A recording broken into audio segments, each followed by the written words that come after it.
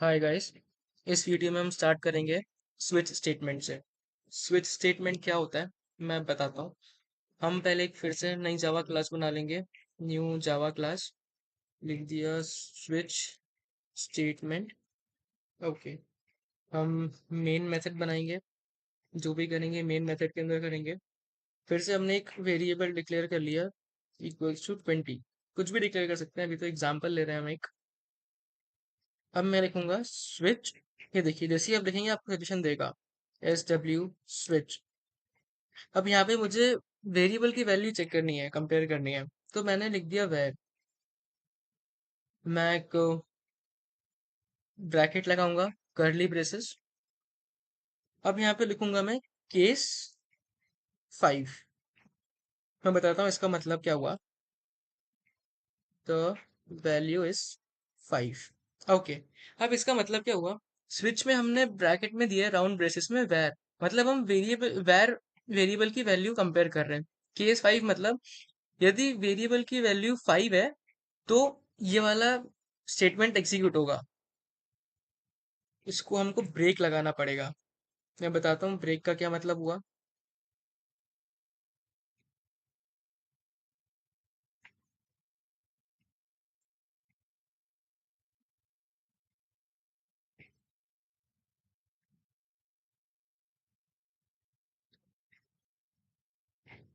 मैं लिखूंगा case 10 sout the value is 10 break.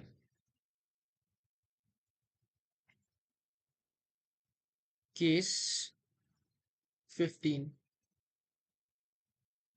मैंने यहाँ पे सेमीकोलन लगा दिया, कोलन लगाना है हमको। केस जो भी वैल्यू लिखेंगे उसके बाद कोलन लगाना है। साउट लिखा मैंने।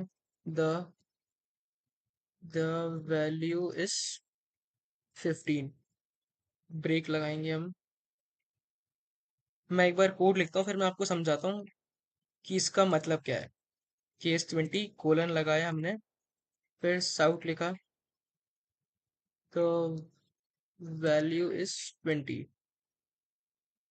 ब्रेक। फिर एक डिफॉल्ट हम लगाते हैं। डिफॉल्ट साउट द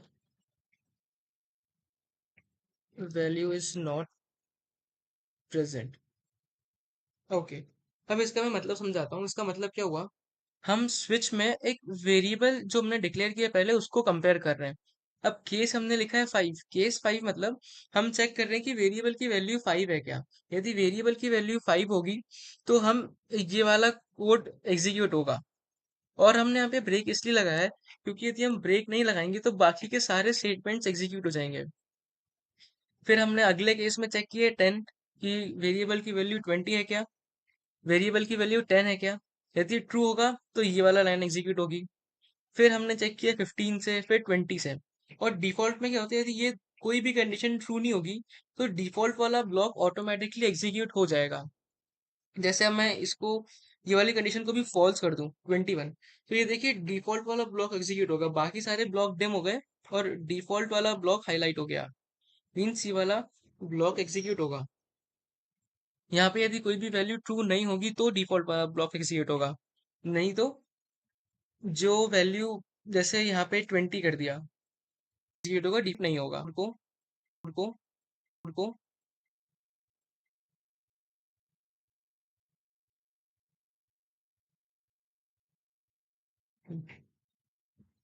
ये देखिए द वैल्यू इज 20। अब मैं यदि जैसे यहाँ पे ब्रेक स्टेटमेंट नहीं लगाऊं तो क्या होगा। ये देखिए डिफॉल्ट वाला ब्लॉक भी हाईलाइट हो गया है। मींस ये एग्जीक्यूशन यहाँ पे रुकेगा नहीं। उसके बाद के सारे स्टेटमेंट्स एग्जीक्यूट होंगे। मैं एक बार रन करके दिखाता हूँ। ये देखिए वैल्यू इज नॉट प्रेजेंट। मैंने प्रेजेंट एन नहीं लगाया, प्रेजेंट। ये देखिए। तो ब्रेक का सिग्निफिकेंस यहाँ पे क्या है। हम सिर्फ यदि इसी एक पर्टिकुलर ब्लॉक को एग्जीक्यूट करवाना चाहते हैं तो हमको ब्रेक लगाना पड़ेगा ताकि एग्जीक्यूशन रुक जाए। ये देखिए मैंने यहाँ पे ब्रेक को कमेंट आउट कर दिया था, इसको अनकमेंट कर दिया मैंने। ये देखिए अब सिर्फ ये वाला कोड एग्जीक्यूट होगा। मैं फिर से रन करता हूँ।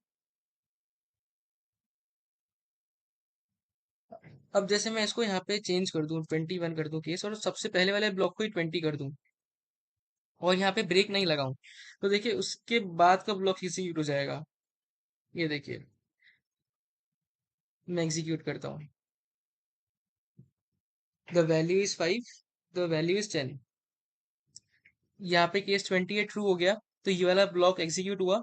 द वैल्यू इज 5 इसलिए प्रिंट हुआ क्योंकि हमने साउथ में यही लिखा हुआ था। अब यहाँ पे ब्रेक नहीं लगाया, तो इसके बाद वाला स्टेटमेंट एग्जीक्यूट हो गया। इसके बाद ब्रेक था, तो जैसे ही ब्रेक एनकाउंटर हुआ एग्जीक्यूशन स्टॉप हो गया और हम स्विच के बाहर आ गए। ब्रेक का क्या सेंस है कि जब भी ब्रेक एनकाउंटर होगा हम स्विच स्टेटमेंट के बाहर आ जाएंगे। ओके, तो ब्रेक स्टेटमेंट, कंटिन्यू स्टेटमेंट्स क्या होता है मैं वो बताता हूँ। ओके, सो अब हम पढ़ेंगे जंप स्टेटमेंट्स। तीन जंप स्टेटमेंट्स होते हैं, ब्रेक, कंटिन्यू और रिटर्न। मैं पहले एक नई जावा क्लास बना लेता हूँ।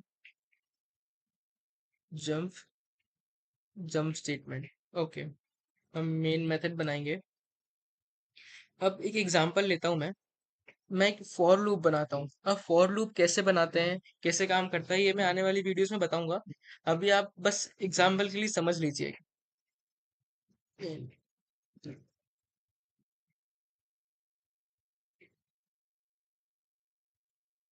ओके, तो मैंने एक फॉर लूप बनाया है। अब ये क्या करेगा, एक सेकेंड, साउथ आई।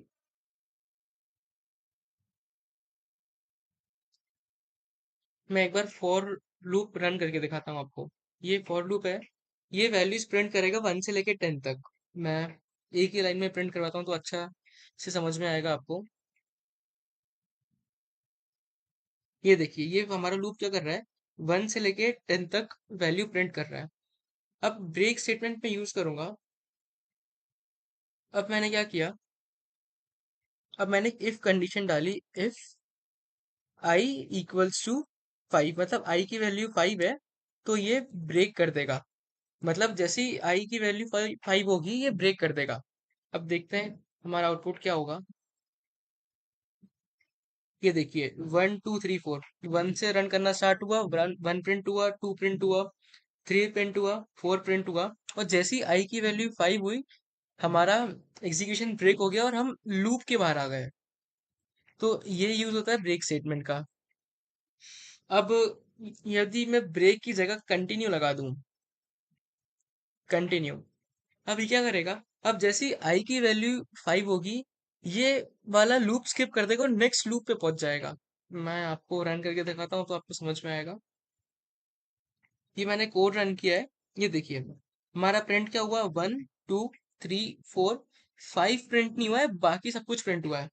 तो क्या हुआ, जैसे ही पहले आई की वैल्यू 1 थी, 1 प्रिंट हुआ, 1 प्रिंट हुआ, हमने यहाँ से प्रिंट किया है 1। फिर 2 प्रिंट हुआ, 3 प्रिंट हुआ, 4 प्रिंट हुआ, और जैसे ही आई की वैल्यू 5 हुई हमने इफ के अंदर कंडीशन डाली है कि जैसे ही आई की वैल्यू 5 हुई कंटिन्यू हो जाएगा। कंटिन्यू हो गया, जैसी आई की वैल्यू 5 हुई ये कंटिन्यू हो गया, मींस ये वाला लूप स्किप हो गया। आई इक्वल्स टू 5 वाला लूप स्किप हो गया और नेक्स्ट लूप पे पहुंच गया। तो 5 वाला लूप स्किप हुआ, तो फिर 6 प्रिंट हुआ, 7 प्रिंट हुआ, 8 9 10 प्रिंट हुआ। अब हम क्या करेंगे, ये दो चीजें हमने पढ़ ली, ब्रेक और कंटिन्यू। अब मैं लगाता हूँ रिटर्न। रिटर्न क्या करेगा कि जैसे ही हमारा प्रोग्राम रिटर्न एनकाउंटर करेगा उसका एग्जीक्यूशन खत्म हो जाएगा। मैं दिखाता हूँ आपको। ये देखिए 1 2 3 4, पहले 1 प्रिंट हुआ, 2 प्रिंट हुआ, 3 प्रिंट हुआ, 4 प्रिंट हुआ, और जैसे ही आई इक्वल्स टू 5 हुआ, इफ में हमने कंडीशन डाली, जैसे ही इसकी कंडीशन ट्रू हुई ये रिटर्न हुआ। रिटर्न जैसे ही एनकाउंटर हुआ हमारा एग्जीक्यूशन खत्म हो गया प्रोग्राम का। मतलब जब भी रिटर्न एनकाउंटर होगा उसके बाद का कोई भी स्टेटमेंट एग्जीक्यूट नहीं होगा, प्रोग्राम का एग्जीक्यूशन खत्म हो जाएगा। फिर हम इसके बाद कितनी भी इफ एल्स कंडीशन लगा लें कोई सेंस नहीं है उसका। जैसे रिटर्न एनकाउंटर हुआ एग्जीक्यूशन खत्म हो जाएगा प्रोग्राम का। अब जैसे इफ में मैंने करली ब्रेसेस नहीं लगाए, जैसे इफ के बाद हमको एक ही सिंगल स्टेटमेंट लिखना है तो हम बिना करली ब्रेसेस लगाए लिख सकते हैं। कर्ली ब्रेसेस जैसे मैंने लगा दिया है, ये देखिए, बात एक ही है। यदि हमको मल्टीपल स्टेटमेंट्स लिखने हैं इसके अंदर, तो हम कर्ली ब्रेसेस लगा सकते हैं, लेकिन हम चाहते हैं कि सिर्फ एक ही स्टेटमेंट लिखना है हमको, तो हम कर्ली ब्रेसेस नहीं भी लगाएंगे तो भी चलेगा। मीन्स हमने इफ कंडीशन जैसी डाली, उस यदि कर्ली ब्रेसेस हमने नहीं लगाए, तो उसके बाद सिर्फ पहला स्टेटमेंट इफ के अंदर कंसिडर होगा, रिटर्न। मैं यहाँ पे, मैंने ब्रेक लगाया हुआ था, इसको मैं कमेंट आउट कर देता हूँ। मैंने कंटिन्यू लिखा था, मैं इसको भी कमेंट आउट कर देता हूँ। तो ये थे हमारे 3 jump statements, break, continue, return. आपको जो भी डाउट है आप मुझसे कमेंट सेक्शन में पूछ सकते हैं।